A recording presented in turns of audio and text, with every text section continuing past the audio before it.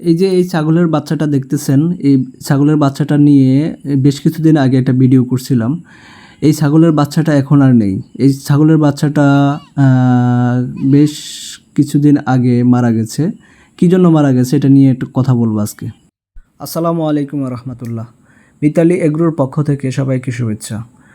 এই যে দেখতে পাচ্ছেন, আমি একটা লাঠি নিয়ে এটাকে ফিনিশিং করতেছি। এটার মধ্যে খুব আছে, সিপ আছে। তো সিপগুলো কেটে আমি একটু পরিষ্কার করতেছি। এটার করার পিছনে একটা বড় কারণ আছে। কারণটা হলো, প্রথমে যে ছাগলটা দেখতে পাইছেন, সে ছাগলটা আসলে বেশ কিছুদিন আগে মারা গেছে। তো ছাগলটা মারা যাওয়ার পিছনে বড় একটা কারণ, সেটা হলো আমাদের এদিকে কুকুরের অত্যাচার, আক্রমণটা খুব বেশি বেড়ে গেছে। কুকুর যেখানে যেখানে ছাগল দেখে সেখানেই হাজির হয়ে যায়।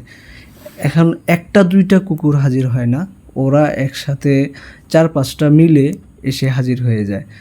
তো যাই হোক, তো ওই ছাগলটা যেহেতু অসুস্থ ছিল, এরা আগে একটা ভিডিওতে বলেছিলাম যে ছাগলটা প্রচুর পরিমাণে ভুসি খেয়ে ফেলছে।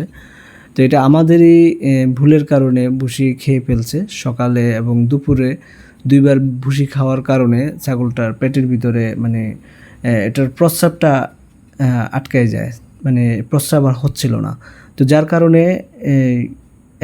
ধীরে ধীরে অসুস্থ হয়ে যায়। তো এটার চিকিৎসা চলতেছিল। যার মধ্যে কিছু কিছু প্রস্রাবটা কিছু কিছু হচ্ছিল। তো এর মধ্যেই একদিন কুকুর এটাকে আক্রমণ করে বসে। তো আক্রমণ করে বসে যেটা আসলে বলার মতো না, খুবই বাজে অবস্থা করে ফেলে। একসাথে 4টা কুকুর এই ছাগলের বাচ্চাটাকে ধরে ফেলে। কারণ অন্য অন্য ছাগলগুলো দৌড়ে চলে আসে বাড়িতে। আরও যে 4টা ছাগল বাচ্চা সহ 4টা ছাগল আছে, তারা দৌড়ে চলে আসে। কারণ ওই ছাগলটা অসুস্থতা থাকার কারণে তার শক্তি কুলায় নেই এই কুকুরগুলোকে ফাঁকি দেওয়ার। তো যার কারণে ওইটাকে 4টা কুকুর একসাথে অ্যাটাক করে। তো অ্যাটাক করার পরে এমন বাজে অবস্থা হয়ে যায় যে এই মেরুদণ্ডটাই ভেঙে ফেলে।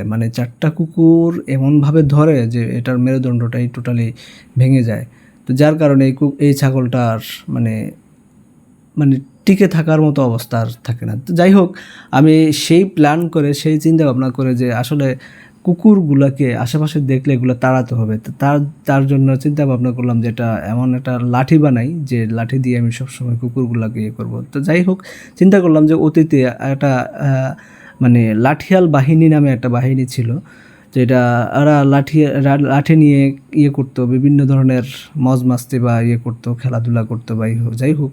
তো তারা অনেকভাবে করতো, ভালো ট্রেনিং ছিল, প্রশিক্ষণ ছিল। বাট আমরা তো আর ওই অতীতের লোক না, আমরা বর্তমান আধুনিক যুগের লোক। তো চিন্তা করলাম যে আসলে এই লাঠিয়াল বাহিনীর মতো কিছু প্রশিক্ষণ নেই, কারণ প্রশিক্ষণ নিলে বিভিন্ন কাজে লাগবে। তো শুনলাম কিছুদিন আগে আমাদের পাশের ঘরের কেউ একজন তার ওই জায়গার মধ্যে ছাগলের বাচ্চাগুলো গেছে, যাওয়াতে আছাড় মারছে, একটা ছাগলের বাচ্চাকে ধরে আছাড় মারছে। তো চিন্তা করলাম যে আসলে লাঠিটা বানাই, একটু ভালো স্ট্রং দেখে একটা লাঠি বানাই, এবং লাঠিওয়ালের প্রশিক্ষণটা নেই।